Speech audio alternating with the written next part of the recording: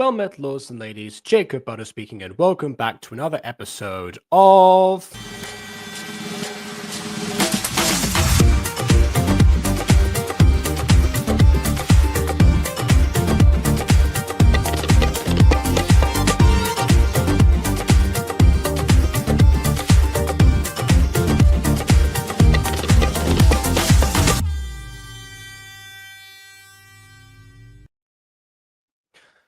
So, height, sizes, stature of different kinds. I don't know why I opened it up like it was a Daz Games video, but I decided to do that for some reason. But yeah, it's been a while since we've had something of this particular style, let's say. And like I said in the description, it is because the Gacha community hasn't really, from what I've seen so far, my limited my limited exploration of this genre, it hasn't really been used to its effectiveness, let's say. And that's partly because it's difficult to put together in a video. Unless someone is aware of the scaling function in Gacha itself, it's difficult for anyone who is still on the screenshots purely stage of their development to try to do anything involving characters with a significant size difference from one another regardless of the situation. That being said, in the thumbnail, all the characters seem to be of the same stature. So now they're thinking there might potentially be some validity of like, okay, they might have just shrunken down, but the world around them seems to be, warped to accommodate that. I'm not entirely sure, but we'll find out. But yeah, part of like the fun of it is like seeing like comparison, the differences between one side or the other, whether a character is much smaller or much bigger than a different one. Although I guess in that case it'd be both, because one was also smaller or bigger than the other. But you know what I mean, compared to average height, let's say. I mean, even then, sometimes in a world of giants, the average height is the giants. So there's whichever version. Not going to get all metaphysical today. Let's say we don't really have time to do that. Well, we absolutely do. I've not rambled for too long for this one, but I don't have much to say towards the beginning. So let's just go ahead and crack on with the episode, shall we? So with that in mind, without further ado, on with the review. Hello, Jazz Pops. It has come to my attention that you are searching for something. They're searching for several things, actually. They've got a whole collectathon going on. We have one of the items. I'm sure you want it, so we'll give it to you. On one condition. By the way, I didn't mute the video. There's just no sound for this part, apparently.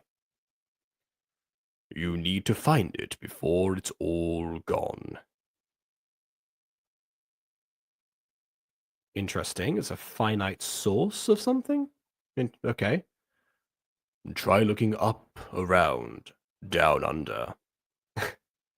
They're going to go to Australia, aren't they? Down under. Nice subtle clue there. Okay. Well, then again, like I said in previous episodes of this, if their search field is an entire country, unless that country is Andorra, then they're not going to be able to search the whole thing in any sort of timely fashion. Now you mentioned this, actually, yeah, he does kind of look like Voldemort. You're right. I do not need to seek the pops.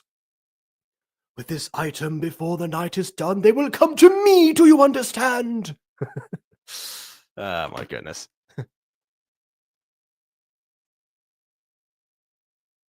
Definitely search more countries in a timely manner. Okay, fine, but not Australia is the ultimate takeaway, I guess. Don't waste any time, though, or it'll be too late. Oh, now the music kicks in. All right, then.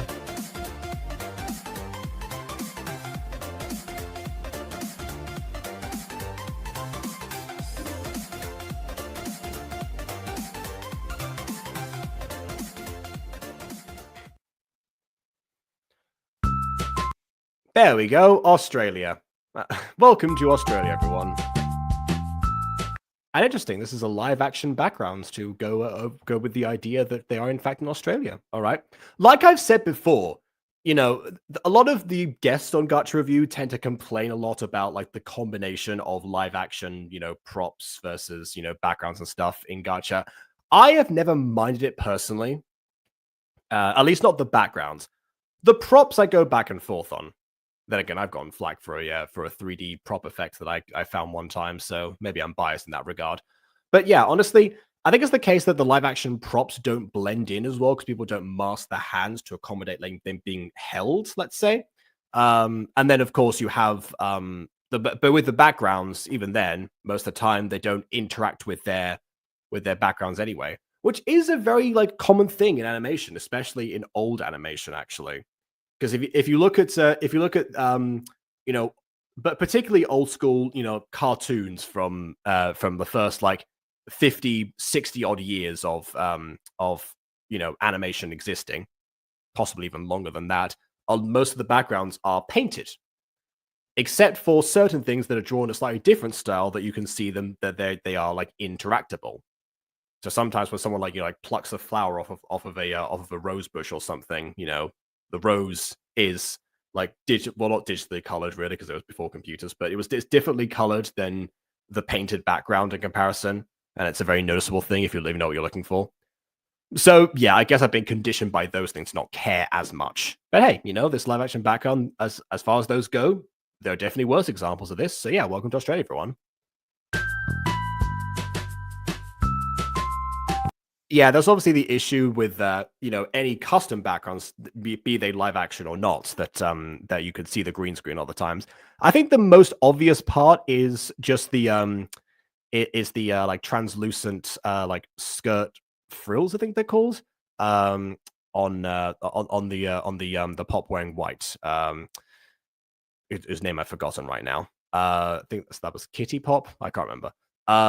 But yeah, I think that's the biggest offender because I mean, of course, here's the thing about chroma key. If you're cutting out a solid color, if you cut the other solid colors are going to stand out more. This is true. However, what you have to deal with in that case is if you have a translucent color, that means the solid color has blended into it, and it's not going to know to filter that out because it will appear differently. So that's one thing. I was like how Iona came back and then immediately had to go. Well, thank you for stopping by. It was a nice minute, I suppose. For a good 30 seconds at least. Anyways, sorry. If I select realistic backgrounds, many uploads feature called posterize or animate background. He just made the gacha style more. Huh. Okay. I didn't know this. All right. Well, that's certainly very useful. Again, if someone is concerned about those things, I might play around with that at some point, actually.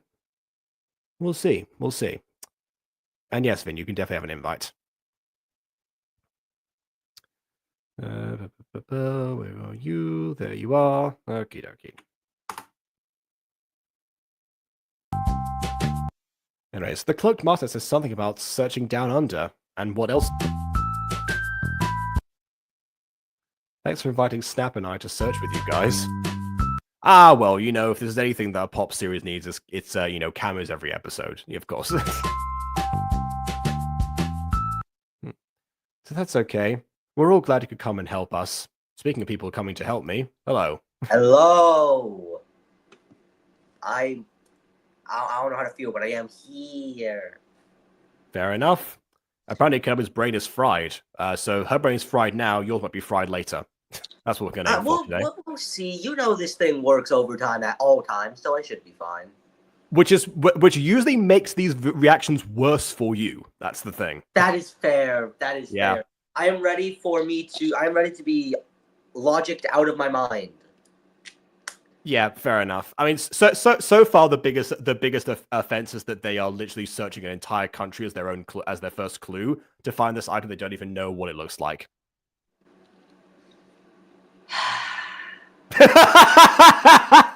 Which was an issue in the other episodes as well. It's a repeated pattern. Does it include Tanzania?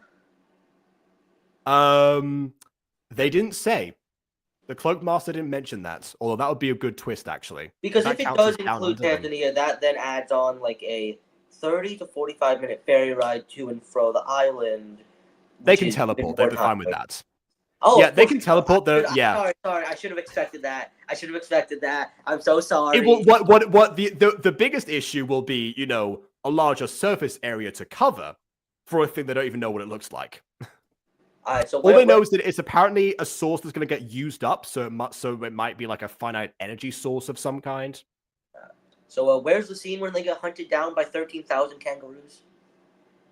I assume right around the corner.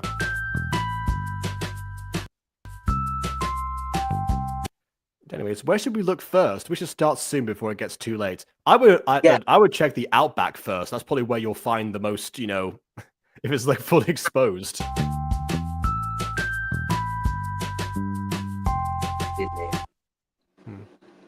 I was thinking here in Circular Quay. It's a large area, so we're bound to find something. Man, yes, that's that.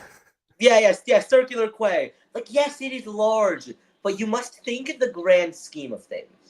Mm-hmm. It's large for the smaller portion of Australia you're in, the more populated area per se. But once you think bigger, then yeah, I got some bad news for you, buddy. It might be a little small. Also, as far as like we're bound to find something, they don't know exactly what they're looking for. I guess the one biggest logic moment here is that if it's something that is going to get used up, being in a populated area might make more sense. Fair. It's fair. That is some good logic right there. That's some good logic. That's what. All right.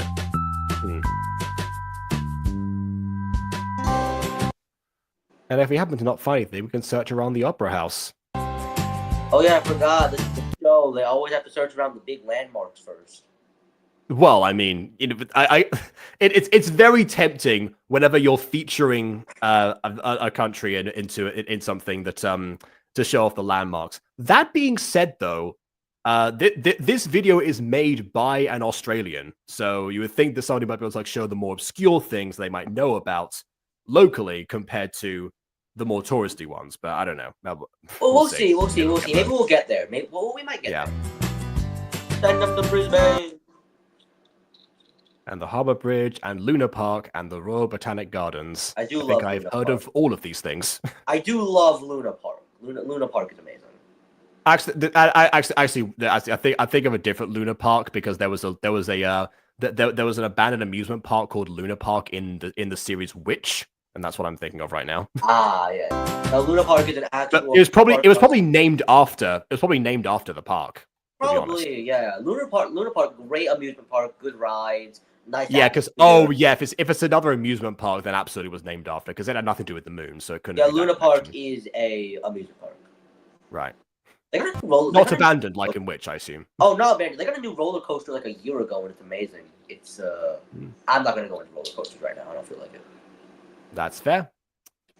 All right. There's definitely work last night for anyone asked. We don't know what you do, so we couldn't possibly think to ask you that question, Johnny.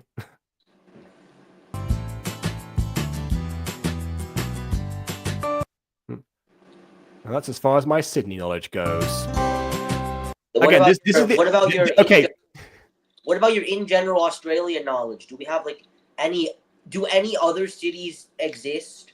Oh well, the creator made a whole Australian quiz to teach people about more obscure Australian facts actually, and this is the creator's self-insert talking. So you would think that this would be a good chance to showcase some of that, but I don't know.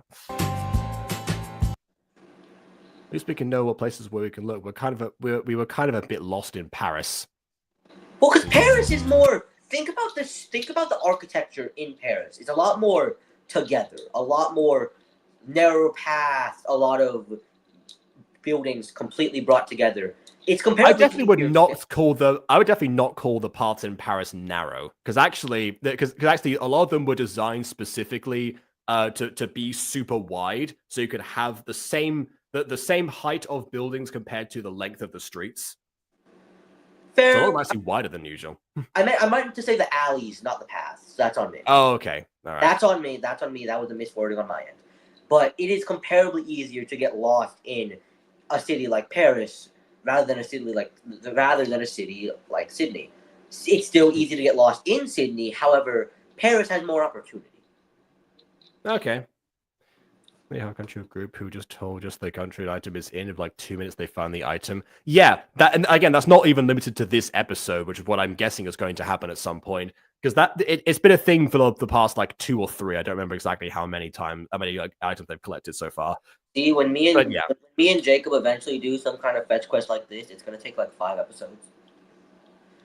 Something along those lines, yeah. And we'll see what happens my lawn. We do need to get back to that, so like we'll see what happens. This is true, yeah. I think I did write like another Oh wait, no, I showed that already. Never mind. Yeah, you're all caught up. So you were in Paris? You should have gotten Jessica to show you around. You know what? That's a good point. She was in the episode as a cameo. Who is Jessica? Jessica is one of the disco pops, and is also a native Parisian because because she is the daughter of Marinette and Adrian from Miraculous.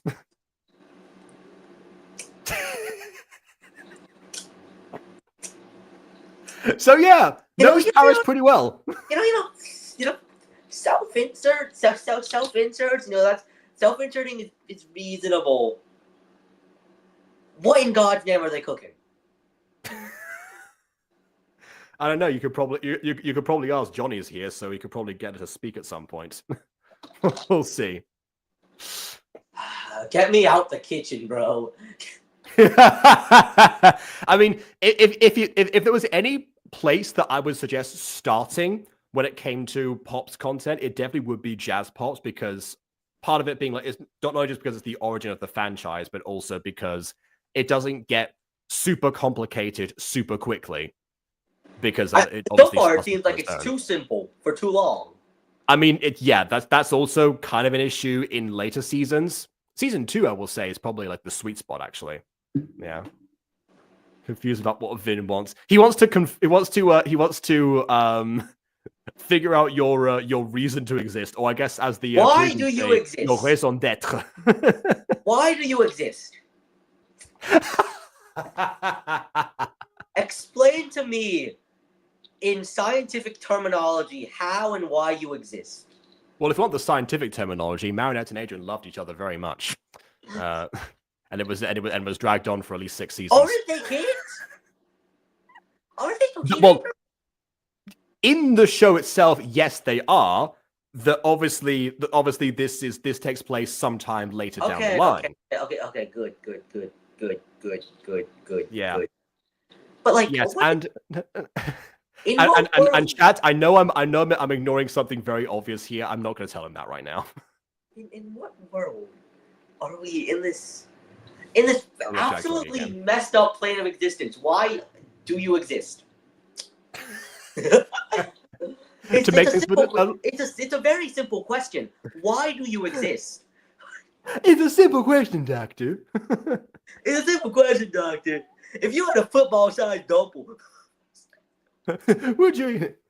You just start coming to my office with questions like this. As people need serious medical attention. So, anyways, why do you exist? Because Bro, who cares about the existential dread that question can cause? It's more important that you answer it. My goodness. That is a statement right there. Just say that. Imagine saying that to any philosopher across history. I might have to write that one down. All right. You keep going. I'm typing this. You keep going. I'm paying attention. Don't worry. We can put that in Sword on My Lawn at some point. I'm putting it in my stupid quote book. You know what? It might be a good question for Lahia, actually. Yeah. Okay. Now I need to remember the exact terminology of the wording. Oh well, I mean, just rewind the video. But go to like 23 minutes in. That's you can make a note like 23 minutes, and then I will put on some AirPods and do that through my phone, so it doesn't have to go on my iPad. Okay. All right. Things get glitchy if I try to do it on the device I am doing. I might just make a note of the timestamp now and come back to it later. That is also reasonable. However, we do have a bit of time since Johnny is actively thinking of a good explanation on why Jessica exists. Well, yeah, but I don't tend to pause the reaction while people are trying to type stuff in chat. Fair. Unless there's like nothing left for me to talk about. But anyway, Jeff got to mention me since I'm from Paris as well. Yeah, that is true. Actually, you did kind of get the short on the stick there, Amy. Yeah. So Vin, context for you: Amy is Nino and Alia's daughter. Same deal.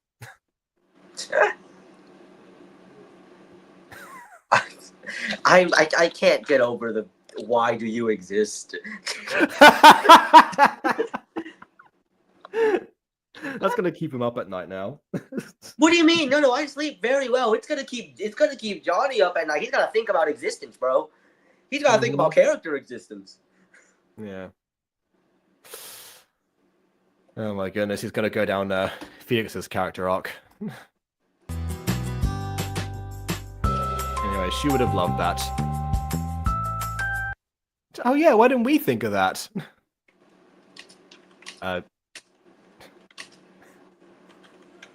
Okay. Who exactly is this? This looks like a Dito profile picture, but it looks like KW writing. Who do I send the invite to? That's another very important question. Who exactly? Sorry, let me rephrase this. Why do you exist? Who exactly are you? Oh, there we go. All right, fine. Okay, yeah. okay. Okay, my first guess was correct. All right, here we go. Oh, actually, you're right here in my Discord. There we are. I think you two have been on a video together. Yeah, that's gonna be interesting. Oh, I'm scared. I'm still typing up things.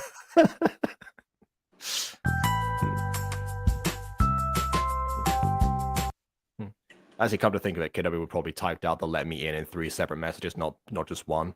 Or she, actually, no, yeah, she would do that. Yeah. Yeah, that's more of a ghosty method. Anyway, let's get a move on. Follow me, everyone. You probably should split up because you have to go to cover the ground. Oh no, never mind. They in fact did not split up. It's the Sydney Opera House. That was thank you, thank you, Jack Black. Sydney Opera House. Yeah. Look at all those people. Yeah, this is the part that I try to avoid when it comes to live action backgrounds is live action people. Because normally that's a level of like cognitive dissonance that people can't get over. So that's why even if I like I mean even with like vector images, you know, some of them have like drawn people in the background, so it's a difficult thing sometimes to get rid of. Yeah. Anyways, hi Dito. Prepare for my arrival, worms. Cecil, I need you, Cecil. I was thinking, prepare for trouble. Make it double. Yeah, there you go.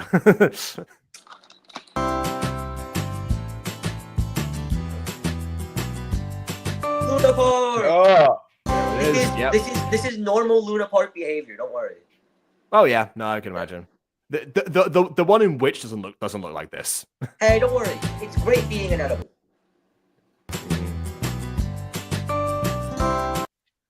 I haven't thought about why I made just AB Parisians. Well, I mean, they're the children of existing people that, you know, that are from Paris. So it actually makes perfect sense for them. So don't worry about that. That's perfect. That's perfect. I think more like the question for Vin was like, you know, why did they have to be the children of the miraculous character specifically? Why does your scenario in this exact measurements exist?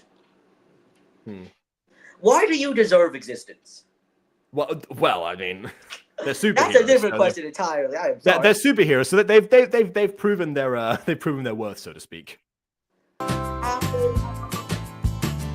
Yeah, they have. You're telling me in an area in which the main villain can be beat by pretty much being butt naked? Well, I mean, okay, so that's more of an issue for their parents. They tend to deal with, you know, pop style villains that have powers automatically anyway. Ah, okay, I see. I wonder if Johnny had any clue what I meant by that statement I just made. Also, by the way, anyone who has the Butterfly Miraculous can, through some trickery, akumatize themselves. So they could just, you know, become an enemy of their own. They could in fact do that. Yeah. Wait, if I'm correct, I can think of there's how it would if I'm work. correct, there's a peacock miraculous that can basically do the same thing, right? Well, it can. I Well, don't know. it can create simulations of people that can then get akumatized themselves. Yes, that is also true. I was thinking more like the collector because that's that's a situation where that happens. Guys, it's a simulation. Everything is a simulation, guys. Okay, Wake up! not quite what I meant, but yeah. Disband on the future. Yeah, you want to disband on the future, but then like kind of got like a little bit too stuck in the present, so to speak. But later on, the intention was, I'll say that much. You must enter the past.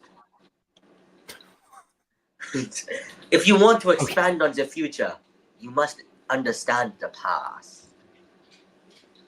That sounds like a quote from The Matrix. It's not. I just thought of that on the spot. Okay. Put me in the Matrix. All right. Well, we talked about simulations earlier. Maybe that was why I got my mind. Yeah, simulations, Matrix. Anyways, we're back You to want where we red pill or the started. blue pill, buddy? Isn't that the question? That's weird. We normally would have found something by now. I don't think that's how that works. I think you've just been getting lucky lately. Congratulations on luck. Yeah. Ebony? Yes, Paper? Paper, that was her name. Paper? Well, Paper. Who named their kid Paper? Who named? It's the superhero name. Their names aren't actually Ebony and Paper. That's their Okay, transformed. Yeah. Superhero name was The superhero Ebony named Paper. Do they have, like, superhero name paper wise. abilities? Ebony is reasonable. Paper. They better have pulled some Listen, Conan. I'm gonna show you something. I'm gonna show you like really very very simple. I'm gonna show you that you can truly make paper pop. Wow. Okay. If you like Anyway, punched through it, that would have been. You could have called them like Snow Pop or something. Paper Pop. True. Yeah, I forget if there was context behind that. I think Paper Pop was like a new pop that didn't have like an existing group or something, but I've forgotten now. I'd rather not well, paper pop, you know. Speaking of existing groups, by the way, where's Earth Pop in this episode? Is she gonna food coma? No, I think she's just allergic to Australia. Paper's made white, but Molly was for the white pops. Oh, I didn't know that was a thing. Oh. I thought the only like pops that were named after colors were the blues pops because blues music it kind of like fit. Was the white pops ever like? I mean, I don't remember this. There's white music. You know, have you been in like 1940s white music? Extremely racist, but like white music. I was thinking more the Beatles, the White Album, but yeah, that works too. Fair. White music does in fact exist. We've just sort of pushed it away because of its racial intent. Right. Okay. Fair enough. What if the what I white meant was pop would just sing white music, like white? Well, I guess sound. that because this is the first I've heard because I know that there were other groups in the franchise that like deleted their content over time before I learned about them. So I'm guessing that the White Pops was one of those. See, this is why we also have white noise. Well, yeah, that's a whole different thing. But yes, The white pops who else? just do sound effects. Yeah. What is the sound effect of paper? They're gonna like this. It was for an adventure Maddie made for the Sparkle Pops. I was about to ask who was responsible for it, and there's my answer. Okay. Does that right. add anything to the semi-racial intent of white music? Probably not. I mean, Maddie, don't get me wrong, Maddie has many faults, but racism is not one of them. That I know of. Spread the love, guys.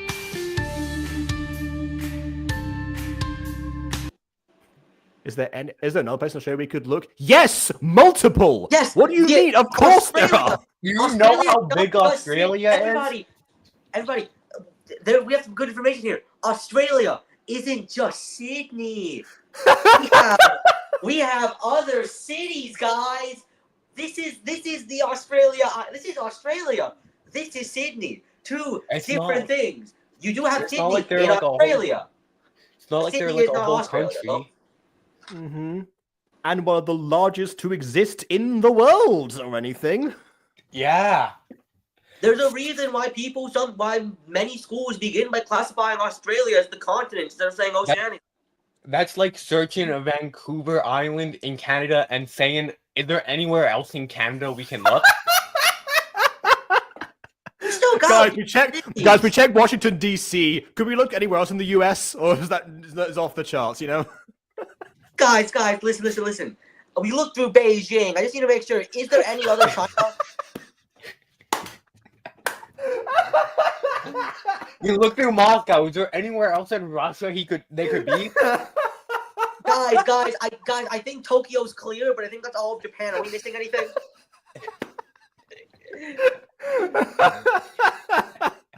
Guys, Okay. guys. So listen, okay. So Paris is. I think we got through Paris. I think that's it, right? Yeah. It's just Paris, Yeah. right? Mm-hmm. That's well, they found it in Paris. They need to look through the rest of France. Which, by the way, What's this part the here. rest of France? In fact, you don't look in Sydney. Yeah. Question here is, why did you not choose this opportunity? I said it before. Why not take the opportunity to like show us more obscure locations in Australia? You know, because later on you would go on to educate people via the quiz. Why not do that instead of like focus on like the more like famous parts that other people are more likely to know? Send them to Tanzania. Yeah. Also, apparently, that's another good idea. Less of an area to recover, actually. Yeah, anyway, yeah, Blue Spot have a trend of making color-themed pop quiz, mostly married though with white pops, purple pops, and others. Oh, okay. All right. That's okay. That I can actually see because, like, I know that obviously the trend of like musical genres. Wait. Then I guess got No, spun off no, into direction. Sorry, Guys, I okay. messed up. It's Tasmania, not Tanzania. It's Tasmania. Tanzania is the country. Mhm. Sorry. All right. The Blues Pop should sing the Weezer Blue album.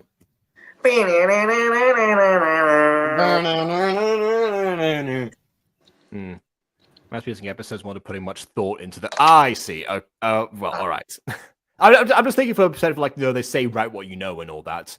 I mean, not saying that they are wrong decisions. I'm just saying it's an interesting one given what I know about you and your background specifically. So this is the person who made this series, right? Yes. I would like to pose them the same question I had posed you and Johnny originally.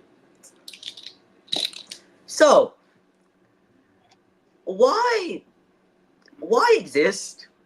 Why do you say? Why do you think exist? Why make exist, Jessica? Yes. Remember when I said before that Vin's brain was gonna get fried by this episode? Yeah, here we are. Why does Jessica exist? Can we? Oh, okay. So Eli created this series, but didn't create Jessica. That was Johnny. That's why Johnny responded for Jessica earlier. Yeah. Okay, so can we just?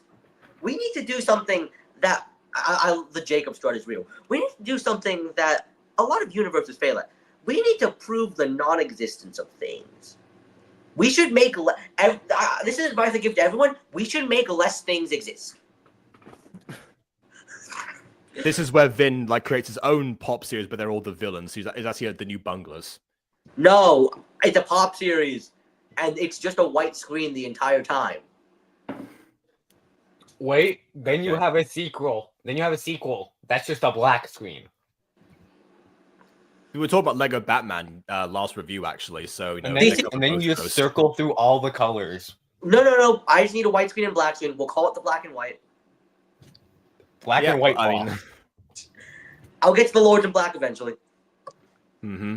You got to do a lot of searching. Too much searching. Can you imagine like a pop group but based on the Lords in Black specifically? Like you've got Wiggly Pop, Tinky Pop, Blinky Pop, etc. The fact that they would choose to take that form is disappointing. No, they like choose a champion. They'd be like the like the divine. No, even better. Wait, what if on the black screen you put what if on the black screen you put a piece of a white text saying censored for privacy reasons? What? No, Jacob, think about it. What if instead Webby shoved them into Pop's bodies? Oh, okay. Now you're thinking with Webby.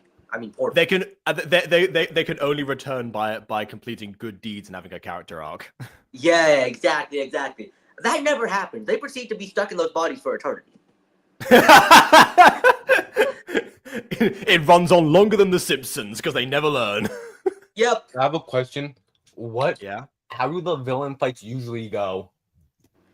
we might find out. I don't know. I don't know either. Let's just my guess. Oh, I thought we were talking about in hypothetical, like in hypothetical laws in Black Pops, or do you mean like in this show, in the actual show? In this show. I don't know. They probably talk no jutsu their way out of everything.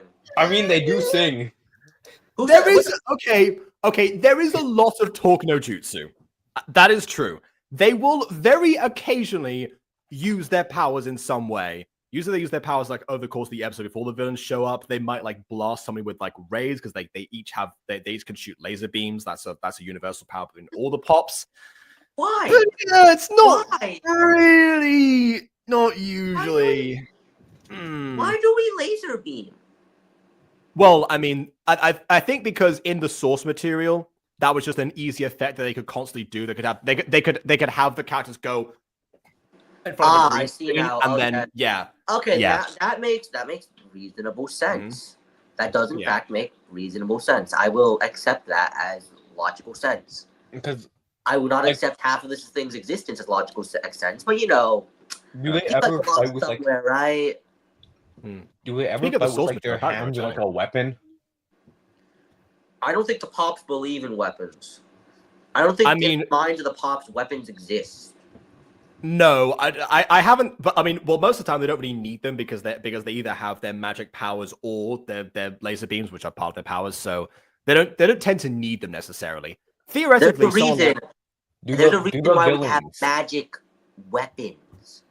Sometimes you need both, and by sometimes I mean all the time. You can never go wrong with having a weapon. They haven't needed them thus far. Although, I mean, in theory, I guess you could say that Flash Pop could like turn herself into a weapon potentially, but I don't know. What?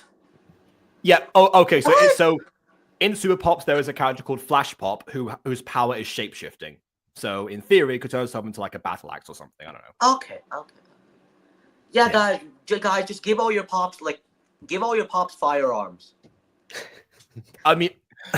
Give all your Pops firearms and call them the American Pops. Yeah, where my American Pops are, they have no powers. They just each represent a different popular American weapon. Their rings just allow them to summon guns. Guys, it's the Glock 9. It's Glock 19 Pop. And it's AK-47 Pop. Hey guys, don't you love P90 Pop? And when they all combine their powers, they make a rocket launcher. I mean, they're not the Power Rangers. They haven't seen them combine them. Don't forget, their main enemy. Every single other country. Especially the communist ones. Yeah. All right. How I am kidnapped by giant story. I'm working on that during this review. Yeah, fair enough. That's the combination right there. That's the combination. That's the combination. When they combine their powers, that's their version of the Megazord from Power Rangers. President, there is no more Moscow. Well, that's two doors, not one. What can I say?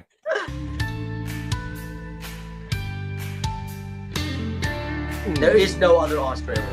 Maybe. What do you mean? Maybe? I do believe other Australian places exist. Yeah. Could be another big city like Melbourne, Brisbane, Perth, or the Gold Coast. Or it could be in the middle of the outback that no one's addressing right now. See, we as people do not believe in the existence of the outback. I mean, what I said before still remains true. If it's in like an energy source of some kind, then it would most likely be in an area where energy would be used all the time. However, it could be burning out in the desert without any like way to stop it or to tamper its energy, Listen, there's an easy solution here that I feel like nobody has yet to recognize. Aerial view. Why walk when get downward perspective? Wait, that is true. They could use Celeste. I guess I don't know if Celeste has like a visual scanner of sorts. Like Celeste can detect. Who is Celeste? Celeste is. I was thinking they like hijack a helicopter, but Celeste is the Celeste is the AI inside of Majesty's spaceship. She's kind of like the equivalent of like Alexa or something in that sense. Who are they looking for? I had to make sure you didn't turn mine on when you said that. And there's always one person that does that whenever I say that word. Oh wait, no, it's all right. Mine's unplugged. It doesn't even go on. I'm Alexa. so glad I have my Alexa in the kitchen. My Alexa goes all- by My Alexa goes by Ziggy, so it's okay. Hey, It's also Ziggy, the name what's of, my location? No, it's unplugged. Mhm. Yeah. Your location is the Outback. No, yeah, I was. It's also the name of one of Malwick's mother, and from the Mutant Girl. So I say that name sometimes semi regularly. But yeah, Guys, um, guys, name all your characters Siri. that would get very confusing. But yeah, No, name half of them Siri, North half of them America. Alexa, and then the villains can be named Google. No, see, this is just like a division of Peep. They're just their boss isn't Majesty. It's actually General John McNamara. See, our American pops, they have fully embraced the American tradition. They are the villains of the story, except we get the story from their perspective. Mm-hmm. Yeah. The American perspective. Let's go. What's Paper Pop gonna do against 3 rounds in the stomach? Hold. I mean, it depends. Maybe her power. Yeah, she could just turn on the side and then like have all the rounds miss. Crumple up into a ball. Paper Pop gonna go against a match. No, you know what, Paper Mario's the thing. If Paper Sonic existed, that's what they would do. Instead of like the homing attack form, just be crumpled into a ball, just throw it. No, if Paper Sonic existed, he'd go too fast and the paper would burn. So yeah, essentially it becomes a fireball. Yep. Not bad. Oh, I cast Fireball. Mm-hmm. Like one of the smaller towns. Yeah, Or it could not be in a town. I haven't really interacted much with the Star Tribe, but if I were them, I'd hide it in a smaller town. If I were them, I'd hide it in. If I were them, I'd hide it in the ocean. If I were them, I wouldn't have told the Pops that I had the item at all and let them go on a wild goose chase forever. But, that's just me. If I were them, the item would not be on this planet. If I was them... They've already gone into space, though. That wouldn't save them. Yeah, who said it'd be in space? We're going dimensional with this one. If I was them, if we were in Australia, I would probably be looking at Antarctica. Mm-hmm. The item is a singular line. But John Official gave me out the same powers as Jen. I forgot what Jen's powers were, so you're gonna have to remind me of that. Unfortunately, there are too many pop powers for me to keep track of. Unfortunately, there's too many pops. We need some of the pops to go pop. Some of them did. I am inevitable. Well, okay, yeah. That's how we put. That's okay. How we pop pops. Water. Oh, that's even worse for someone whose name's Paper Pop. Actually. What about fire? I think we already have a fire. Well, also for paper would be pretty bad. So, anyways, when are we gonna get the most important power? Green. I guess that's coming probably Earth. to my pop series. Trust. No. Earth is a different power. Green. I'm not talking about Earth. I'm talking about green. Yeah, we're talking about green. Green is not a creative power. Their power is just to turn the enemy into a green screen. Have either of y'all seen Lego Ninjago? Yeah. I've seen one episode. I've seen episode. No, the movie. Then no. I've seen a bit of it. How could I ruin your life? I wasn't even there. Oh, I'm sorry. I butt dialed you. Hold up. I think I probably already figured out what that plot point is just from that one line alone. No, but so the whole thing is Sensei Wu at the beginning is telling everybody their powers like water, lightning, earth, fire, ice. And then he goes to Lord, and you have the most important power of all, green. Right. Soon gold. We got Jackie Chan saying in the funniest way possible, green. I see. Okay. Green. I've only watched up to the end of Sons of Garmadon. Nice. We could search in Waga, Woiwoi, Dubbo, Gundagi, Broom, Cuba, Petty. What if we search Mexico, Panama, Chile, Jamaica, Peru? What if you guys, split up so you can cover more ground? Yeah, exactly. What if instead we split up, or what if instead aerial view? And why are they? Yeah. And why are they walking? They can teleport. Well, if they don't know where to teleport to, then they have to kind of cover some ground and actually look properly. They can't just keep like they can't just keep like Endermanning their way around everywhere because that wouldn't be effective use of their powers. Just like teleport to the cities. Oh, that'll happen. They'll do that anyways. That's an editing thing. It'll just happen via the power of editing. I tried.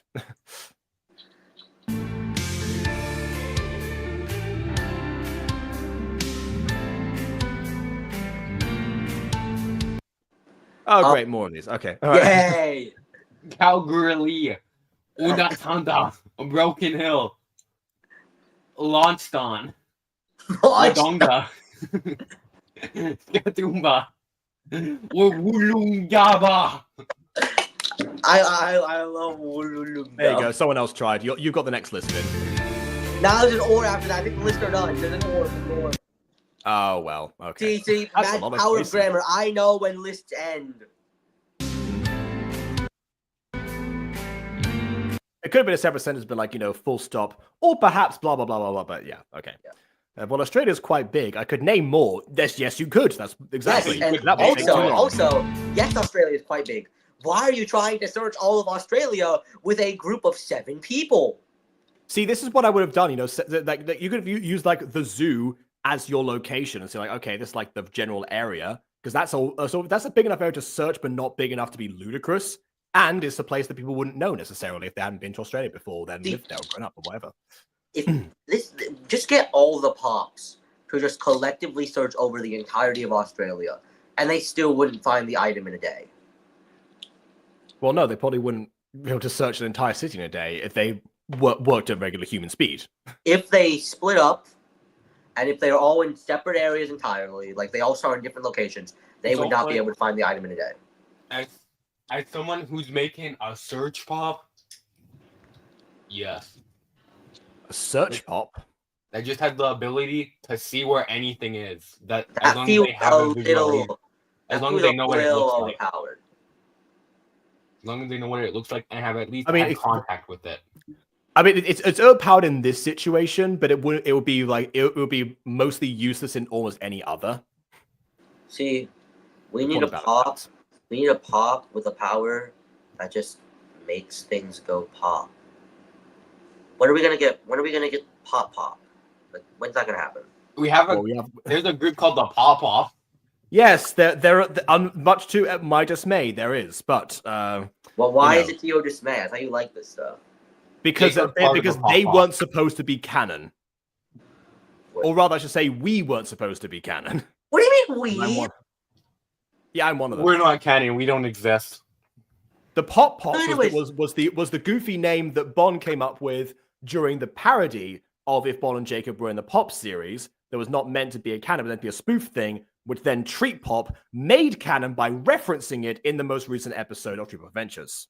So, anyways, Jacob, why do you exist?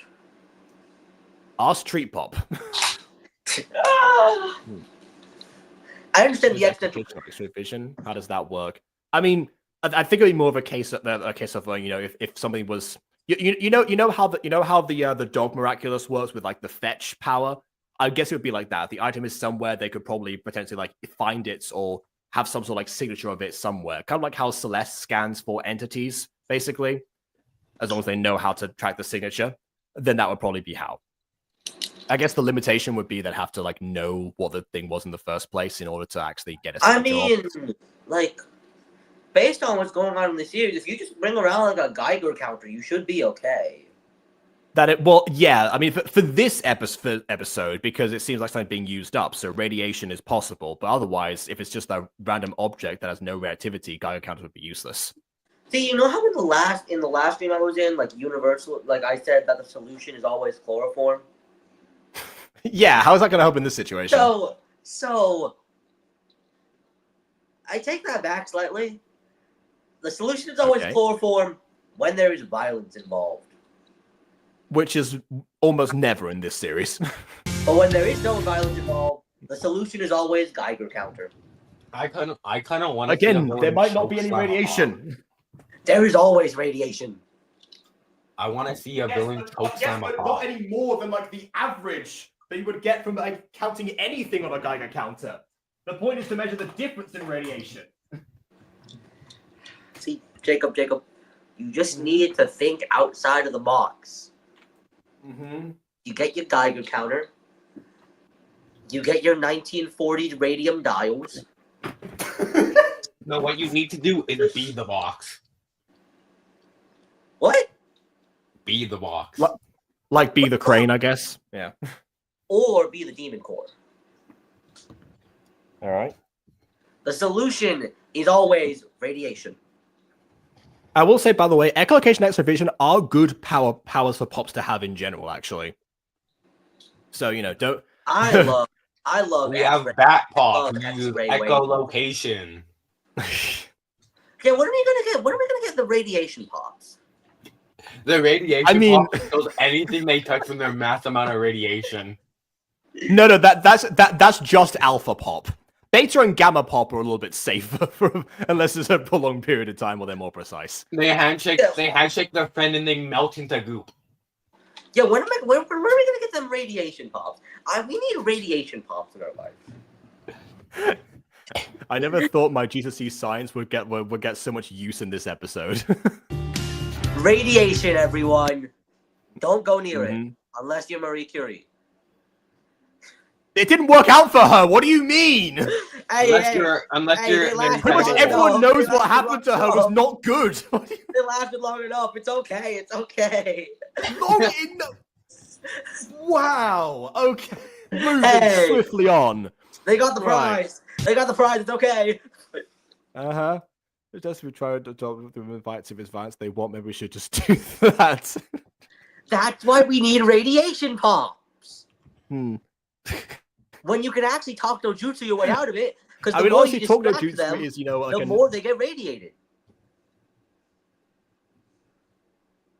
Yeah, I mean, as far as talk no jutsu goes, like in general, anyway, it's a noble effort that a lot of the times it's good to have from the hero's perspective. But the villains tend to back. If the villains back down as easily as Swiper the Fox does, that's when it becomes less interesting. Bungler, I mean, if you think about it in terms of like Miraculous, a lot of the time they try to talk no jutsu out of the situation, but it took until season 4 for someone to actually break an akumatization on their own without even then she's starting to be captured and apprehended before she was able to be talked no jutsu'd out of, you know, the akumatization. So even then, some violence was still involved because it was necessary at that point, you know, rather than Bungler, guys, in shows like this, violence is always the answer. Yes. See, Jacob, if you don't know how to make a villain evil, just have him choke slam one of the pops. This is why we need radiation pops or American pops. Oh, hey, look, you've got we have a bat pop in the animal pops, which is there you go. Power of echolocation makes sense. And sugar part of a pop was spice pops. Is sugar classified as? Is it classified as anything? If there's the spice pops, sugar is a chemical made out of carbon, hydrogen, and oxygen, usually in the form of either glucose, sucrose, or you can have other kinds of gross. Most kinds. So essentially, chemical pops would be something, I guess, or compound pops, maybe. Yeah. Give me some compound pops. Give me some compound pops. We're not gonna get chloroform pop. No. Where's chloroform pop? No. We need propane pop. That's the one that has the fire powers. No, see, Jacob, we're cooking. Chloroform pop, propane pop, mustard gas pop. Oh god. Okay. Wait. Hold on. We're cooking. Carbon monoxide this pop. This is the real pop series. This is what the pop world needs. Chemicals. Carbon monoxide pop. This is what the pop world needs. Science. Right. Yeah. Science as a gimmick is fantastic. Probably should stay away from mustard gas, but science as a gimmick is fair. Interesting. We can have propane pop. We can have chloroform pop. We can have ammonia pop, maybe. Ammonia pop. Carbon monoxide pop. Where my arsenic pop at? Similar issue to the mustard gas. Hey, that's just a normal chemical on the periodic table. Okay, yes, it is. That's true. There are some Potassium things on there pop. that probably, would still be classified as dangerous. Okay, got it. Okay, I got it. Plutonium's Tungsten on pop. there. Where's my tungsten pop? What's the tungsten pop power? They get acme levels of summoning anvils on top of people, except it's just blocks of tungsten. One of those like cubes of tungsten over your enemy's head. No, cubes of tungsten falling at mass speeds just from the sky, and the guys just look up like, oh no, What the? what the hell? What do you think about that, Jacob? What do you think about like? They want a cleaning business, civilian forms. Okay. I mean, this is that what you said there was like very Looney Tunes-esque, so why not? Compound pops are obviously scientists. That's why they understand their powers so well. They study their powers. I guess. They are masters of chloroform and propane. All right. Anyways, Australia is quite big. I could name more, but that would take too long, much like this science conversation. Hear me If only Bond were here to hear that masterpiece. Hear me out. Hear me out. Potassium cyanide pop. Oh yeah, we do need a cyanide pop. Yeah. You have an arsenic pop already. Hey, you tried to get rid of the arsenic pop. You tried to get rid of the arsenic pop. Okay. Right. It's for kids, I swear. Phosgene pop. It's so they can learn about science. That would be the ultimate goal of science pops, true. But, within... I mean, even Miss Frizzle had some limits to her, to give her credit. Lead pop. Guys, it's just a whole entire group of pop groups called the science pops. They got chemical pops. They got other chemical pops. They got periodic table pops. They got physics pop. They got biological pops. They got atomical pops. They have alkaline metal pops and halogen pops, and they're bitter rivals. Hey! Don't forget your noble gas pops. Everyone. They don't do anything. They just do nothing. Everyone wants to be the noble gas pops. Everyone wants to be the noble gas pops, of course. Yeah, because they're icons. Yeah. And don't see, and this is where I come to shine. Physics pops. What do they do? Nothing. They're just normal people. Because they obey the laws of physics. They just obey the laws of physics. They're normal people. Earth science. No, when their enemies don't follow the rules of physics, they can force them to follow the rules of physics. I don't think it can happen. This reminds me of Jafar's disappearance in Twisted, where it's like, it's not. It will look like a magic sorcery, but it's just a chemical reaction. It's just science, not magic. Earth. That's sorcerer. I feel like the physics pops, they would not be able to make people follow the laws of physics. They just yell at them. They're like, "How are you doing this?" But what the laws of physics? You see that oh wait, that's just me. Yeah, pretty much. Yeah, that's just me. The physics pops are just reactors. The physics pop is just the physics pop is one person. It's just me. Yeah. Hey, mate. Sorry to bother you. I like they didn't say good day, mates, because I mean, anyone who you think anyone who isn't Australian would probably assume that's immediately the first greeting. Yeah. So that does go to show something. Hey, mate. Sorry to bother you. Really weird question. That's a. Are you superheroes? No, duh. No, duh. Look at them. No, sorry. Again, they're cosplayers. I'm sorry, they're cosplayers. Yeah. In this world, you're the superheroes or cosplayers. Yeah. Depending on how you dress.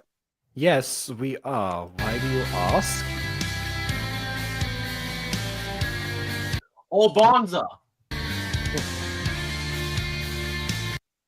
I heard some crazy rumor that someone was planning to trick you. Oh, I completely forgot what the title of the episode was. Size-changing scare. Oh, okay, guys. Convenient person just appeared and says, guys, they're probably in this town. I heard this rumor they might be in this town. Did we just encounter random NPC dialogue? Random NPC dialogue. I love random NPC dialogue.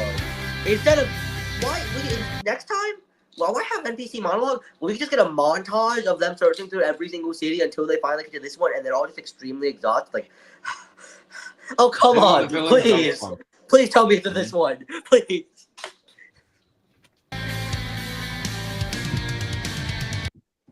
Whoever's planning to do that must be off their rocker, dude. Off the rocker, dude. Cowabunga. But seeing as you're a superhero, I was wondering if you could save it. Nah, let him shrink, bro. Let him shrink. For science, of course. If, of course, that's in your powers. And if the rumors are it's true. Let it shrink for science, bro. Let it shrink for science. Yeah, by the way, what is up with your hair? That is definitely I don't think a there's mess anything at the back up with there. this. I don't think there's anything up with their hair. It's all going down. Going down in all directions, yeah. Yeah. So we can try. But what if you couldn't?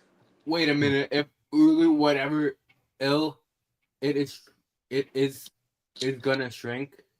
To shrink is going to shrink. I just had and one of the planetary possessions can make something bigger or smaller. Oh yeah, the planetary possessions from the stupid cave. I still remember that cave and how it absolutely hurt me to think about the science behind a singular cave. Yeah, see, this is what I mean. You know, multiple episodes worth of this stuff.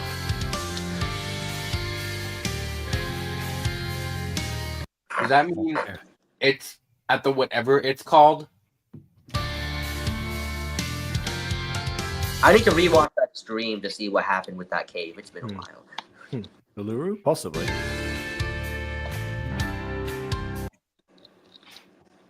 And it's a potion. In the Cloak Master's history, but before it's all gone. Oh, I was definitely thinking like energy source, but potion would also be a finite source. Yeah. Well, that being said, how do you do that on like a location? You just pour it on the ground. Atomizer. Okay. Two different answers. Who's the Cloak Master? The Cloak Master is the one that we saw in the beginning. Oh, you weren't here for the beginning. The one that, the one that Midnight Unknown compared to Voldemort. Basically, at the beginning of this, the Cloak Master or Nebula is the leader of the Star Tribe and has made a video challenging the Pops to find the next planetary possession in Australia because he made the clue of Down Under, and that's why they're here in the first place. See, why do villains never red herring? That's a very good point. This could have been a trap, but it could have been a huge like time sink. But I guess there was some more to it. Hey, next time, just tell them it's in like. Next time, just tell them it's in Sweden. Yeah, and they go in, and they go there. The solution is always Sweden, guys. What about Ireland? Did you say Ireland? Ireland. Pause. Ireland, guys. Give it up for Ireland. Give it up for Ireland. Choose to before we get there. He's go immediately. Oh hey, look, now we're in the outback. That transition was guys, we're outback. Let's go. Where's the out? That must be it. I can't read that. It says, "Whoa, she's higher than the current lettuce prices." Man, what's with your lettuce? We got egg. Yep, yes, quick. Eggs and lettuce are definitely interchangeable. How high are we talking? Like, assume this massive rock will merely be a pebble. That feels like a waste of power. So basically, high enough to think that this will work. That feels like a very big waste of a power known as a planetary possession. Wait, make rock small. Wait, are they gonna do rock? Are they gonna do that? That is Grug level thinking. Make big rock small rock. Grug level thinking. I have an idea.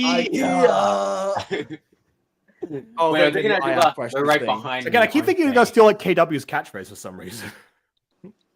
No, I call it Big Rock turns into Pebble. I don't steal catchphrases. I make up too many. No, it's what about Dito?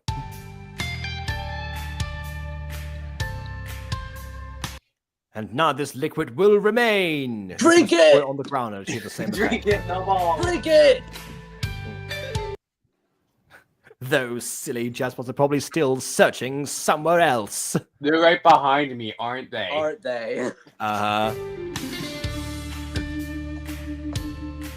Oh, wait, hold on a second. The actual episode is called Size Changing Scare. If they say something to her right now and she gets scared and drops the potion on them, that would count as Size Changing Scare. Why are they? I'm They're looking at the just prediction now. standing there, man. They're just standing there. What They're just- fools. in the- They'll never find me! I think they have. Yeah, about that last part. Ah! Do something. Square up. Oh, they didn't do it. What? Square Did Jazz up. Pops? How did you find me? We've been standing here for like the past half an hour watching you monologue. Yeah. We'll keep that part a secret. We had an NPC informant. Yeah, we had an NPC. Thank you, NPC. That does happen a lot in the show, by the way. That they'll like they'll either be isekai'd somewhere or they'll have to like go to a different region for whatever reason. There'll be like one local there that helps them out on their journey. And there's Why no can't one they else in find the out town that- in the background. Why can't they just find it out themselves, bro? No help from other people. They got powers. They got this. They Okay, have the as far powers as of okay, over- I'll say this, Dito. As far as extras go, that I can actually somewhat excuse because making extras in Gacha is always very tedious. And if you're working with actual, screenshots within Gacha itself, you can only have a maximum of, I believe at this stage it was 10 characters on the screen at any given time. So if you're working with that, then considering that there are 7 pops in this episode alone, there aren't going to be that many background characters. Probably went to see them, yeah. What? Checks the watch. What is frog blinking? That's Ah, I see now. you can't stop me though. Ayers Rock is only minutes away from being minuscule rock. Ah, I see. It's an important rock. It has a name. Well, I mean, it's big enough to be a landmark. And but yeah. it'll be so small, you can hold several of them in your palm of your hand. In the palm of your hand. Shouldn't it be Ayers Rocks then, plural? But anyway, If it cloned itself, you could hold several of them. Maybe that's it. I don't know. it's back. It's just people I know. You have the exports already. That's fair. That's fair. Hey, Jacob. Eventually, maybe you can be a background character. I've been a background character multiple times, actually. If anything, you have yet to be a background character in a pop series. Well, Trust me, you'll be a background character in the first episode of for it, bro. I'm too smart for this full series, bro. cost. Trust. I'm too smart for this series. I can't get in there. I'm too smart. I don't know. The longer that you endure this series, the more brain cells you'll lose. So eventually, No, I'll make you the guy. I'll make you the This guy. brain Be is like, still intact, bro. I got this. I'll just have you be like, what the? This is not possible. Yeah, that's just what. Okay, Paris pronounced Ayers Rock. Okay, fair enough. Yeah, that. Again, Tito, she's that's still be just what rock. I do. Why I am don't, consistently. no one has eye drops. Do they just have like a surplus of eye drops? I don't know. Hey, who needs eye drops when instead you can have not chloroform? Eye drops are never on my head. Just be cut to like Every eyes, whisperer like, bloodshot. around me looks so red. But yeah, this is No why one I seems have to a blink, big always have a 'cause big container. eye drops are never on my head. No, they're never. I was so about to open this, and then I realized I was in a closed room. Mm-hmm. Yeah. It will Don't be want so to smooth. open that in a close place. Aside from the fact the fizz might go straight in your face. You might also choke, like you're currently doing right now, like you're doing. Anyway, let's pause.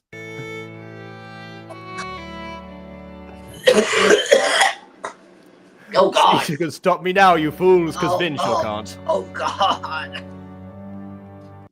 Bad idea. Bad All right. idea. All right, then we will.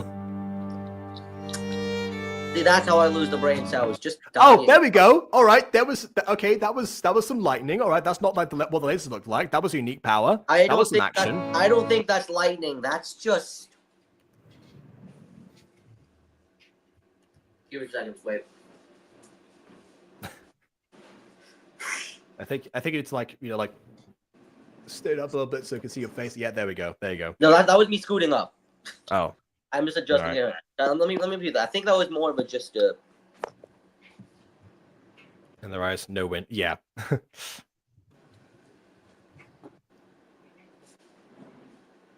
Sand particles are in my eyes. I thought about closing them, but I thought I should have thought twice. Never mind, it's dirt. That's possibly even worse, depending on what's in it. Don't worry, guys. I have epoxy. I have the solution. Oh, actually. Close. Don't let the gas out. Close it. Okay, phew. Again, too smart to be in a pop series, everyone. I am too smart for this series, bro. Too smart. Okay, you know what? That effect I like. I like how it's a far away shot, which are rarely used to this degree in Gacha, but also they've kind of emerged from behind from behind the plateau. Give me a second. I will show this again. Did they just get ragdolled? Oh, wait a second. Hold on. Because I was about to say, like, that's normally what I would do with, like, masking or something. But no, what happened there was actually even more clever.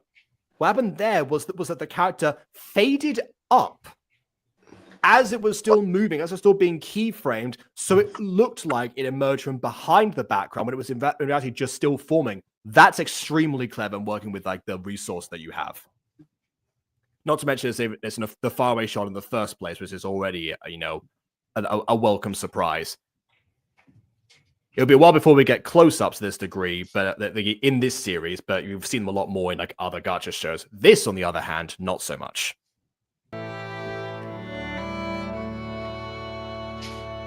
Only issue I have there is probably should have like flown a little bit faster, but aside from that. Oh, hey, look, the potion. There it is. Where's There's it the potion. going? Yeah. Oh no, that no one's reacting. Oh, hey, look. Gravity. That potion is falling way too slowly. Mm-hmm. I really thought it was gonna like fall on them. Like I think you would think That that red they would have pop. to spill the potion on someone, right? But Yeah. But listen, so here's the thing. So potion. Looking at that flask, usually those flasks are gonna weigh about. I'm looking that one up. How much do those flasks weigh? Flask weight, Mike. it doesn't matter then because a human being struck by electricity ray would probably fall and hit the ground a lot sooner than going in a completely parallel straight line to the ground for as long as she did. So already we're in the realms of no physics here. Fair, and I hate it, but fair. what really should have happened is that flask. Centrifugal first. That is not how centrifugal force works. No, because it has to be like is not a yeah. real force. That is not a real force. Yeah, well, centripetal force then, but It's still also not different a because real it has to force. run around a center. That is not a real force. What quantifies a force as real or not? Well, the main thing is the fact is centripetal force is just angular force. Okay. So, calling it centripetal force is pretty much unnecessary. The only reason they have it, the only reason that it was called centripetal force was because someone wanted to make money and sounded different than angular force. Right. I thought you were going to say it was discovered first, but okay, fine. No, angular force came before. Angular force came first. I get what you meant. Wait, I called it. It's been in your head really for funny. like 3 seconds, but like, oh, hey, It'd have been really funny actually if they actually just if they actually just had like no lid, so the content was like spilling out as it was like falling around a circle. No. When it catches, since it's a stop of motion, all the water goes like. Yeah. Anyway, Yes, serves arugula right for calling Huru his rock Arugula. instead. Arugula. I called that character Arugula years ago, so that's like a running Gacha review thing. Arugula. I know it's Ariga, yeah. Nah. I'm a rocket person. I don't like arugula. Araiga. Araiga. Ogura. What a great save. That's not a save, it's a catch. A save implies that it was going like over your head and it wasn't.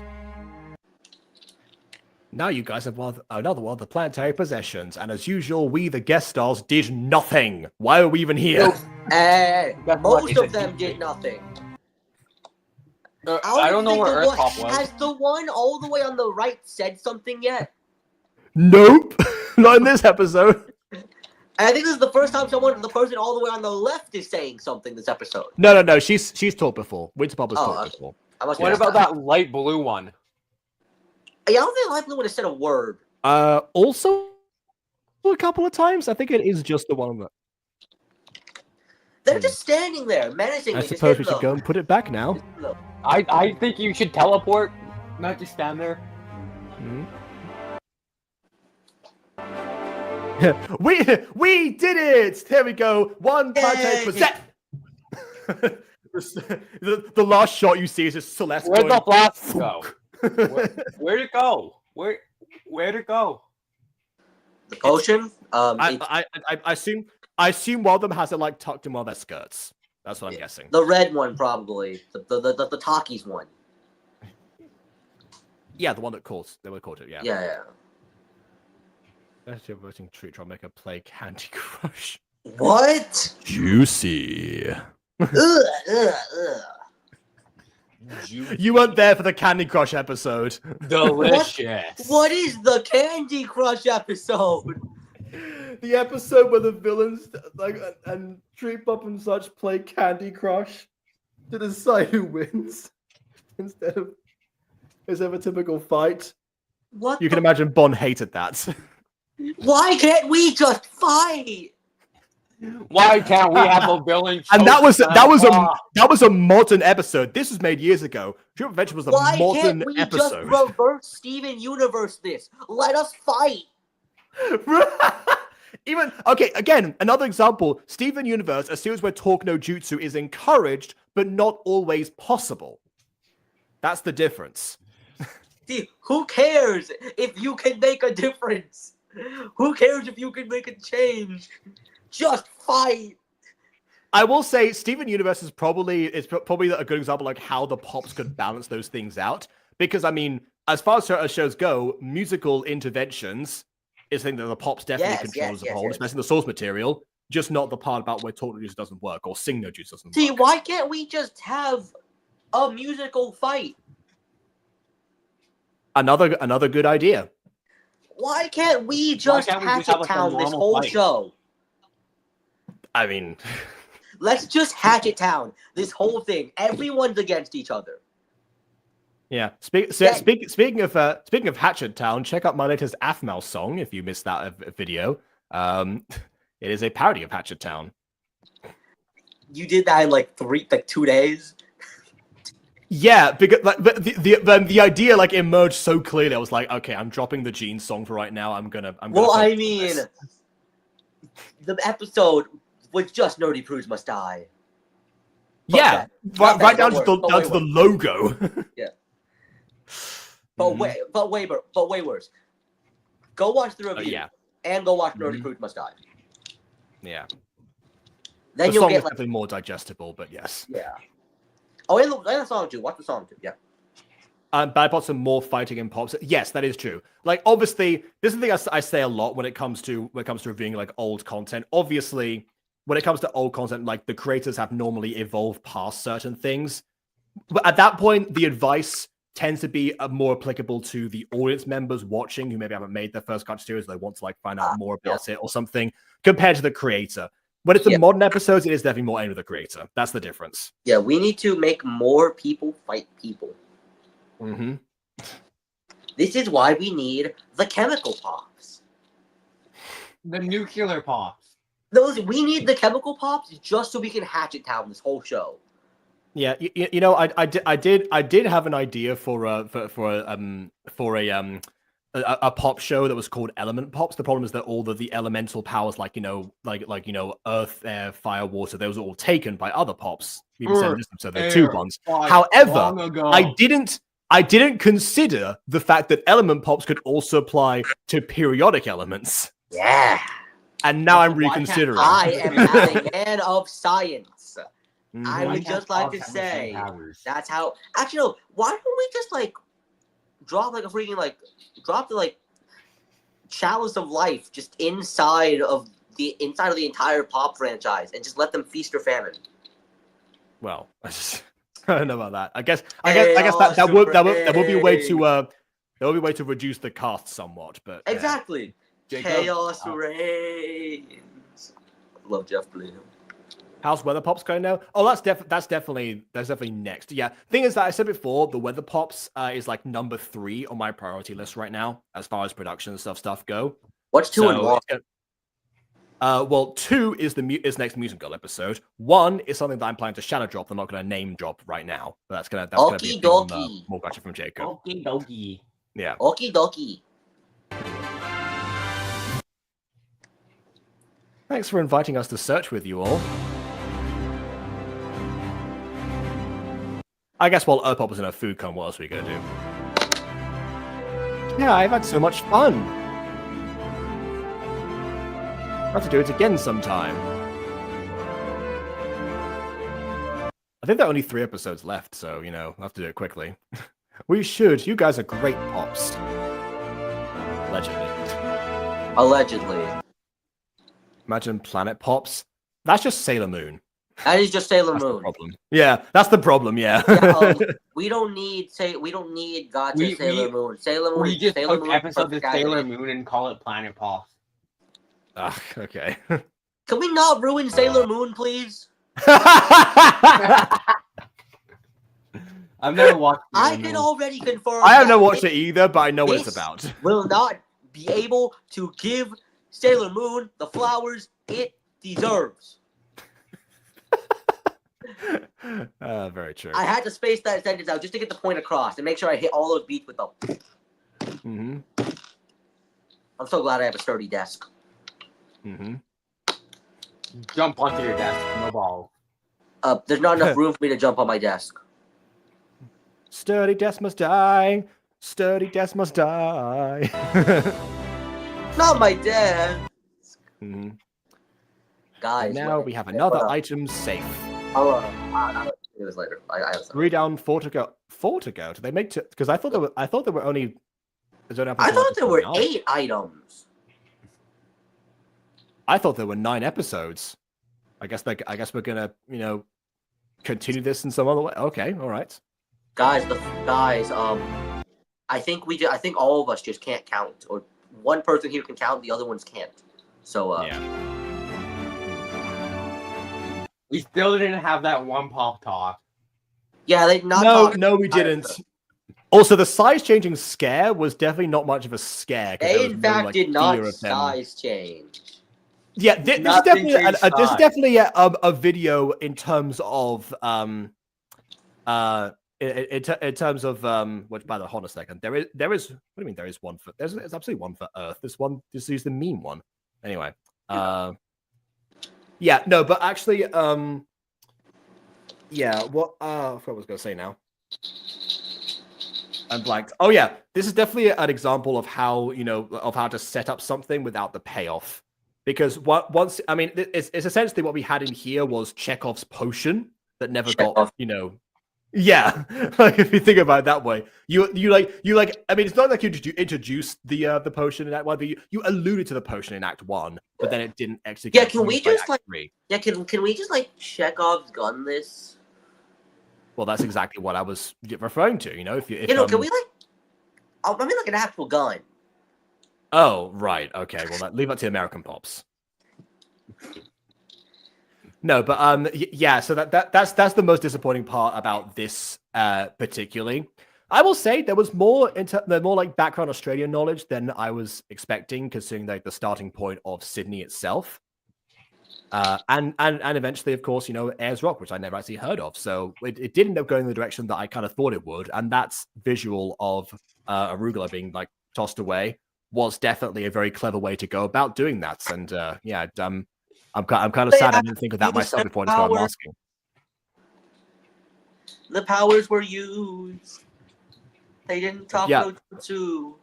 Well, yeah, that's a good point, actually. You know, only one power was used because there wasn't much of an exchange. That's one thing as well, by the way, that there's so many pops that they just kind of like outnumber any villain group they go up against unless they and there's no way of fixing that apart from, I guess, editing two parts like simultaneously. No, there's a way to fix that. Make stronger villains.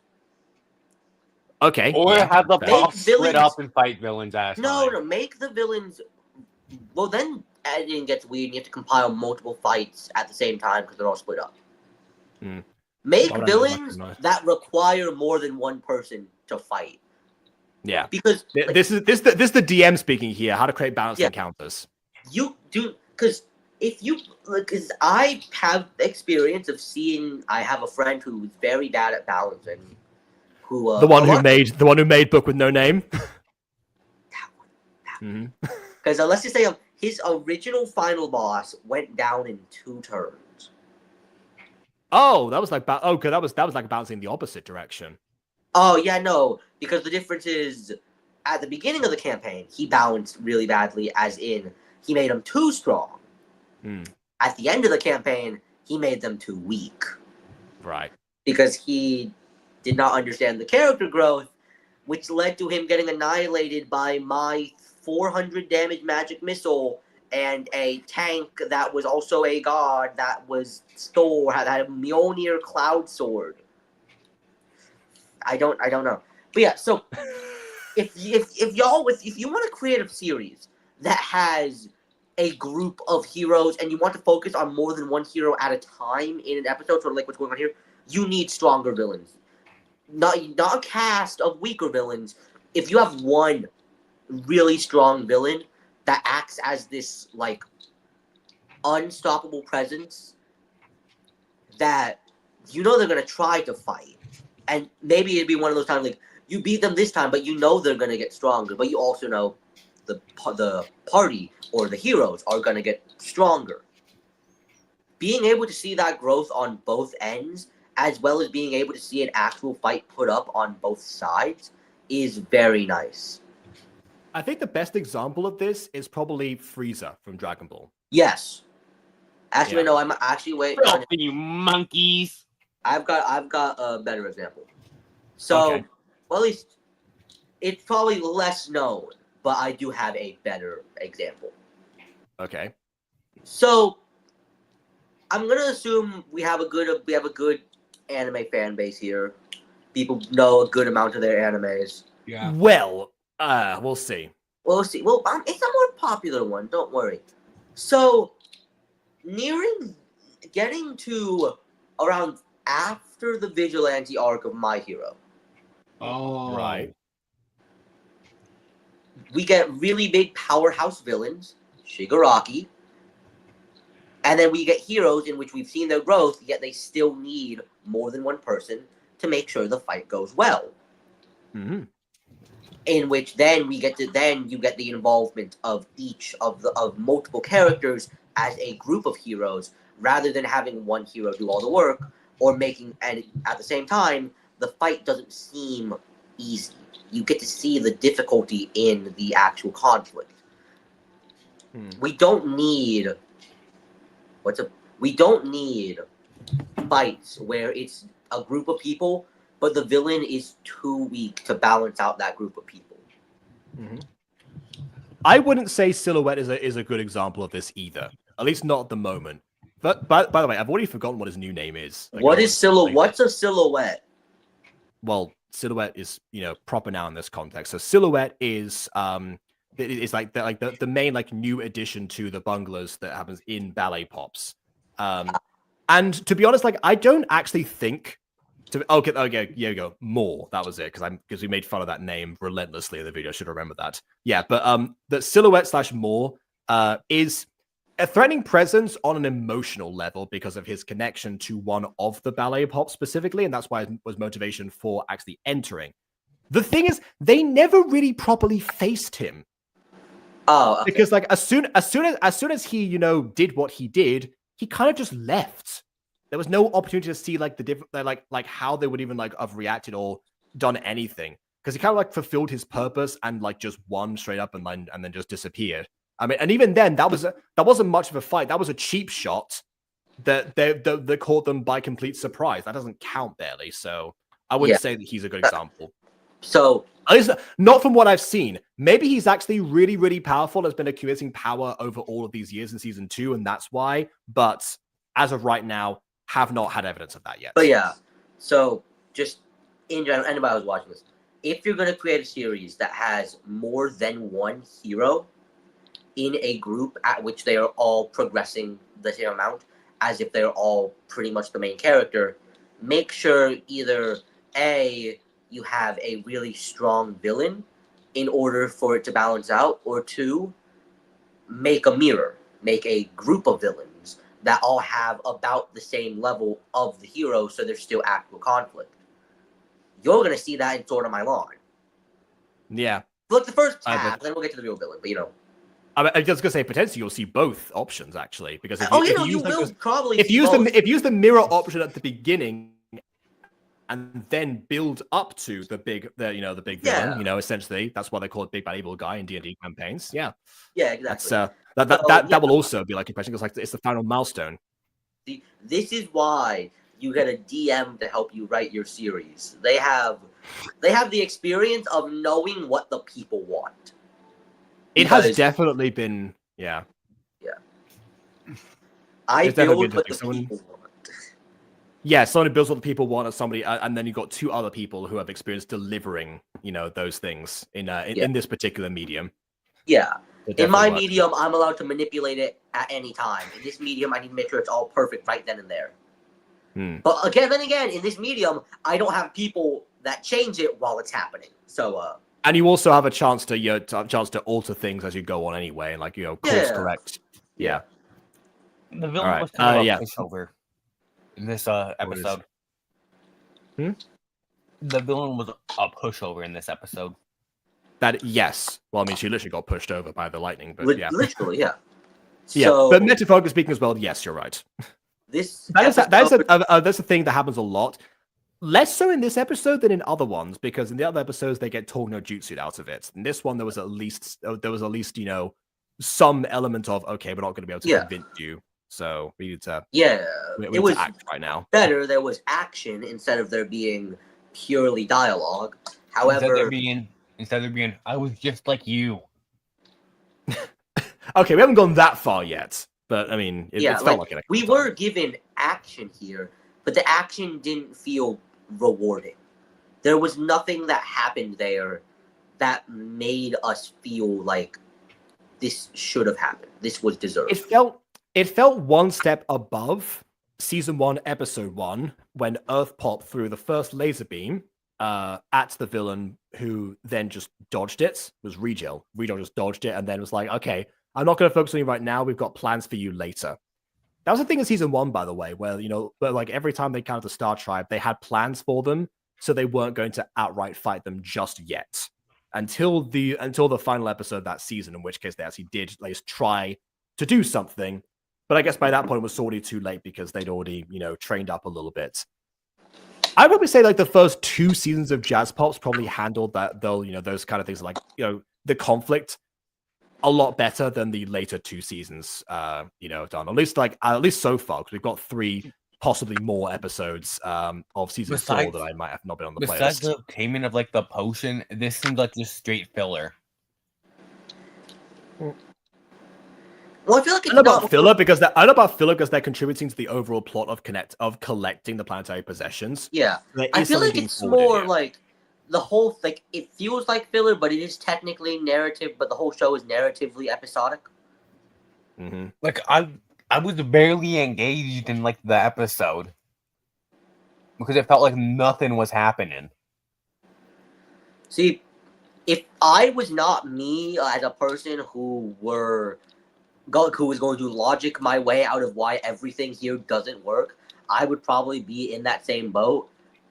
But then again, I have the mind of I need to explain why everything is wrong in this statement. Mm-hmm. So, I stayed engaged, but I do understand why people would be unable to stay engaged in content like this, where we're not getting. It feels like there's a lot of build up, and then even in the end, it feels like there's just more build up rather than it giving us anything. Yeah, like there are a lot of Gacha videos that we cover on Gacha Review that if we weren't reviewing them, we probably would not watch all the way through. Yeah. Like in my opinion, instead of just getting the potion and teleporting back, it would have been a lot better if there was like a cliffhanger where like the potion spilled on them and they shrunk. Well, I mean, I feel like they wouldn't need a cliffhanger. They could just make that like an inciting event, then bring the whole episode to where they could have been at the top of Ayers Rock, holding on for dear life. That would be a literal cliffhanger for them in that case. Yeah. But yeah, like I mean, even if we didn't do it at the end, it would happen like towards like the middle portion, where they had like some sort of clue of where to go, or that NPC may have came in a little bit sooner or whatever. Then they could have actually had like a little bit of a sequence where they have to try to figure out how to reverse the effects of the potion in some way. Another thing, make the villain plots more diabolical. Shrinking a landmark, I guess. Yeah. I mean, like, at least do a landmark people care about. No, that's not big rock. It's you need and that fair, but you need to think about what the actions of your villain will do in a grand scheme of things. If they are a villain, if they are like a bigger villain, if it's a smaller villain, then it's okay. But since this seems like a group of villains that's meant to really be that threat, you need to make sure that the actions that they are planning on doing will mean harm to more than just a small community. It needs to be something big. It needs to be something flashy. Well, maybe not flashy, but it needs to be something that will be seen as a threat not only to the heroes and not only to maybe a small group of people, but it needs to be a threat to everyone.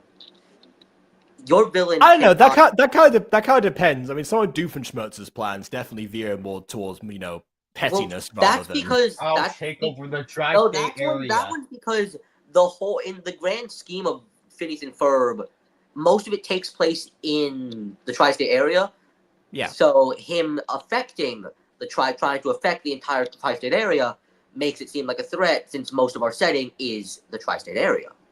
Okay. Except for those episodes when they change settings. In this show, they seemingly change settings every episode, except even within those settings, as in this episode at least, they were only affecting a landmark. They could have maybe tried to shrink down the entirety of Sydney, or maybe, I don't know, make a bunch of really, really small kangaroos that would beat up everyone. I was thinking you should just get full circle, I guess. Yeah. Yeah. They needed to create. You need to create. You need stronger villains and bigger threats. SMH wasn't even a good landmark. But yeah, that's my D&D knowledge coming up with all of the knowing what people want in a scenario in which they would be in there. Yeah. Yes, the people may not be participating in the show itself, but they want the same thing because. Okay, well, in this, in this case, we're talking about the audience as far as what they would want. The characters would obviously be like more invested. The audience. Sorry, the audience. Yeah. So, that's. I mean, I assume it gets better in Ballet Pops. It gets more grand scheme-esque, as I guess you could put it. However, from what Jacob has said, I feel less confident. In Ballet Pop Season 1, it's more challenging. They have to struggle more to get out of the villains' plans, even if they just affect them on a personal level, because a lot of them are like targeted at them. Like Swine Lake, for example, is a good example where it's only aimed at the Pops themselves rather than like a large affected area of people, but it takes them longer to solve the issue that they've found themselves in. Yeah. Versus a villain causing personal issues like that is another good way to get through, but the difference is with the Ballet Pop, seemingly, I'm pretty sure there's only like 3 people, right? 4. 4. Sorry, I can't count. Yeah. But with this, there's like 20. So. Okay, one of my longest standing critiques of the Jazz Pops and a lot of pop series in general, actually, is that they added too many characters as they went along. They started off with 5, which is what Total TV did. The problem was that the episodes were about 2 minutes long, so they didn't have enough time to develop any of them except for Earth Pop, hence the meme. Yeah. As the episodes got a little bit longer, the cast got larger, so the difference is not as noticeable. And they keep inviting like new cameos because the franchise had kicked off by this point, so there was more people to draw from and to feature. Okay. See, this is coming from a DM, so maybe it's just a personal preference thing. But personally, what I believe when it comes to series like this, unless you really know what you're doing, like MHA or One Piece, keep your groups of protagonists to the perfect number is 4, but the maximum is 6. That's what I would say for D&D parties as well, to be honest. That's why I'm saying 4 to 6. Personally, I believe the perfect number is 4, because then each person, at least within the... Well, for me, it's like 5... Each episode, for me, would technically be 5 hours, because for me, a session is an episode. However, that's more easily condensed into a video when I'm not yapping every 5 minutes about something specific about it. Yeah. But 4 people each will get their chance to shine. With 6, that's the point at which everyone still has that chance. It's more difficult because there's more people, but that's at the threshold of which it is easy enough that everybody gets their point to shine. And this is why Critical Role have 8-hour episodes, because they have so many players now. Yep. Usually the more people you have, the longer episodes you need, or you extend out your episodes into more than one episode. That works too. But I don't think in a series like this, in a series like this, that wouldn't really work. Because there's nothing to extend right now. Exactly. Right now, we have nothing in which extension would help. So, the best thing in a scenario like this would be to thin down the pop. I mean... D&D pops. Druid pop, cleric pop, bard pop, etc. Yes, that works. But like, so, I'm going to Hunter pop. So, I'm going to spill some stuff that the public doesn't know about. If any of y'all know about Quest of the Rising Sun, that was the D&D series I ran on KW's channel. Jacob was involved, Aiden, Emily, BB. I talk about it all the time, so... but as the DM, I do have some background knowledge. So, and this is going to connect back, don't worry. This was a party of 6 people. It became 5 people because Junior, you know. Oh, well, it started off as 5, then became 6, and went back to 5. Which means I had to change the theme song twice. Anyway.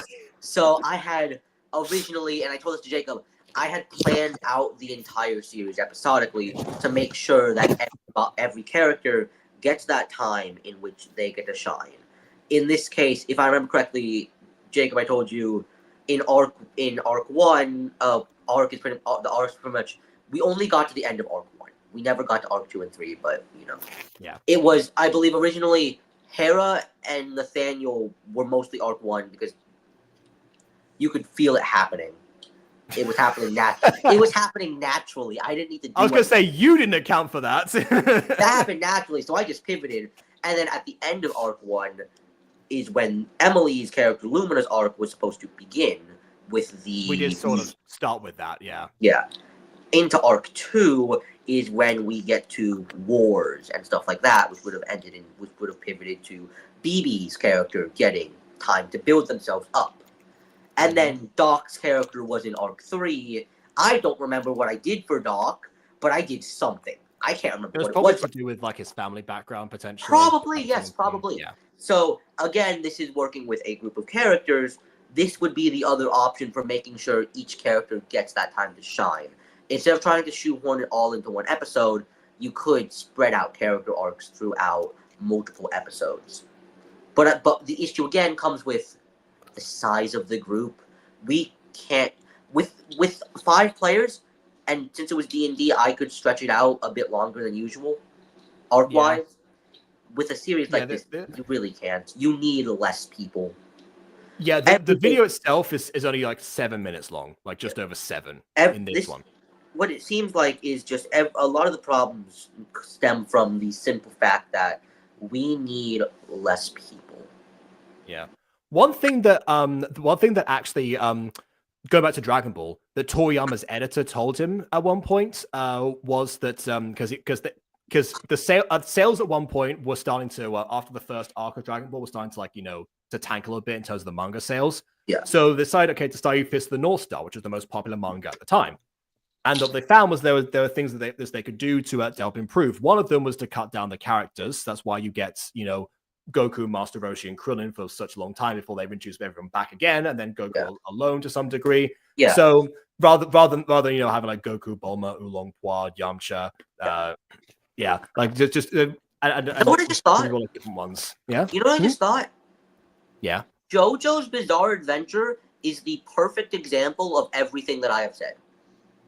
Fair enough. I'm guessing that that show probably also, I think, took a lot from Fist of the North Star just from the aesthetics alone, but I could be wrong. I haven't seen JoJo's Bizarre Adventure, first group, the main character groups are like 5 to 6 people.